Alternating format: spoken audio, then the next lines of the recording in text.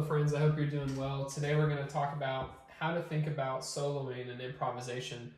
I think the first mistake when you're learning how to improvise is thinking in terms of scales. So if we're in C major and we're playing a blues, a 12-bar blues, this is what we would do if we're thinking in terms of scales.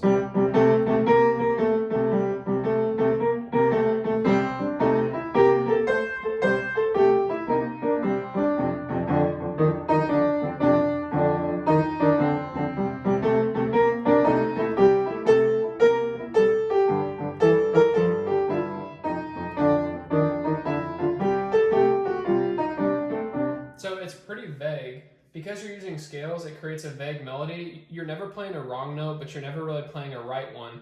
Instead, I want you to think about chord tones instead of scales. So we have a C dominant 7 chord. Think of the 3rd and 7th as target notes, goal notes that you want to approach, either chromatically or with stepwise motion. Let's just take the first part of this 12-bar pattern. So we're not going to go to the F, we're not going to go to the G. We're just going to stick on the C dominant 7, and we're going to shoot for the E and the B flat. I'm not going to keep this rhythm, I'm just going to kind of play this.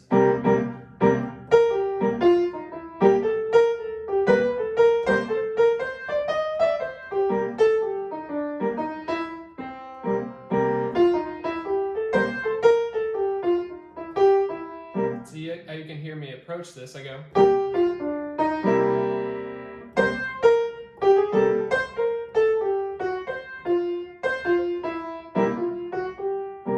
Instead of just playing scales, I have kind of an idea of where I'm heading, which really creates a more engaging solo. Secondly, like I mentioned, you should outline the chord changes, don't think of the scales. How do you do this? You might be thinking, well, the first thing to do is know your inversions. If you don't know the notes in your inversions, it's going to be hard to approach the notes if you don't know what notes you're trying to go for. So practice this. When you have a few minutes, play your inversions. C dominant 7 inversion. 2 octaves. 2 octaves up and down. And then do the same thing with F. Same thing with G. And so you know, and then get to a point where you can know that 3rd, 7th, and C dominant 7 is E and B flat. And then if I said F dominant 7, what's the 3rd and 7th? You should just rattle it off. A and E flat. How about G, B, and F? So once you know that, okay, those are the notes that we want to shoot for. In jazz harmony, the 3rd and the 7th are king. That's the ones that we want to shoot for. Now we can outline other color tones as well, but the 3rd and 7th are the main ones. So try that exercise. Try just approaching it. And then if you get tired of that, and it's too complex to think of it that way, you might want to try something different. So I like to start with an idea, and instead of thinking about scales, we know that we're not supposed to do that. You should know what the scale is, but you shouldn't be improvising in a scale. How about play what you sing? So I'm going to think of C, right?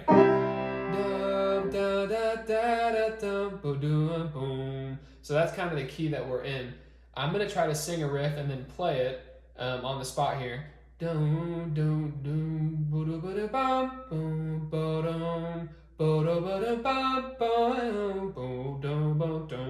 Right? I'm kind of thinking of this.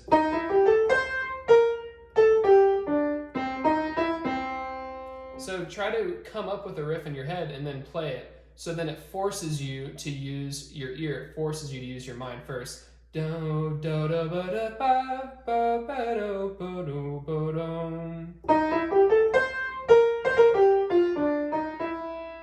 Right? It sounds pretty cool. So if we added the chords back.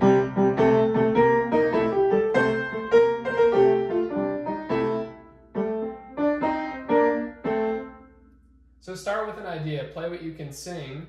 And lastly, this goes for musicians, including myself. When you're performing, wow, it can be very intimidating. If there's an audience, people watching you, you don't want to tense up and then not have anything to play or forget what you're playing. It's really hard to be creative when it feels like someone's over the back of your shoulder, right?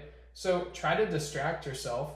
One of the very wise guitar teachers from Berkeley, his name's Tomo Fujita. he recommends thinking about cooking and food while you play. I don't know if you like to cook. I enjoy cooking. So I try not to think of, oh, what am I playing? What are the notes? I try to think of, what does this feel like in terms of textures, flavors, even color. It's like, okay, I know that this sound right here, that's kind of crunchy, that's spicy, right? I don't know. Just cooking analogies kind of help with music. Distract yourself from getting too filled with head knowledge. It needs to be an expressive art form with improvisation.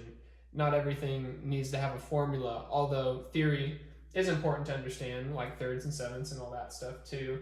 So, it's easy to become tense, and if you're being put on the spot, you're going to have some of those nerves. But try to get out of your head, right? Practicing is for those times where you really nail down what are the notes in the chord. When you're playing, set aside some time just to play, and then set aside time to practice. Those are two different things, which we could have a lesson just over that. Let me play an example of what I would do over a 12-bar pattern while I'm improvising, right?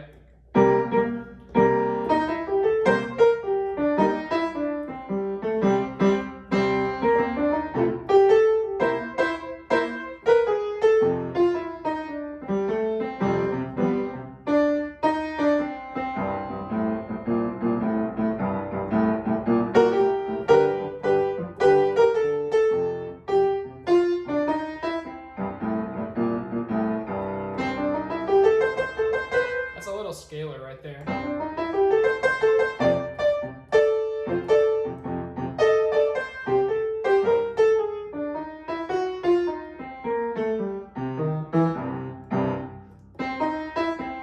Repeat that pattern.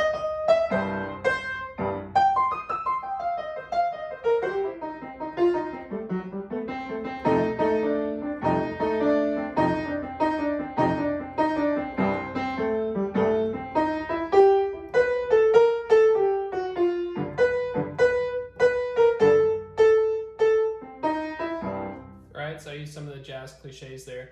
So that's something to practice. Again, I'm no professional on the blues, but I'm learning as well. But those are some of the topics that have helped me. I hope they can help you too. If it does help, I would really appreciate it if you like this video and subscribe. I hope to be making more of these lessons as you demand. So have a good week and happy practicing.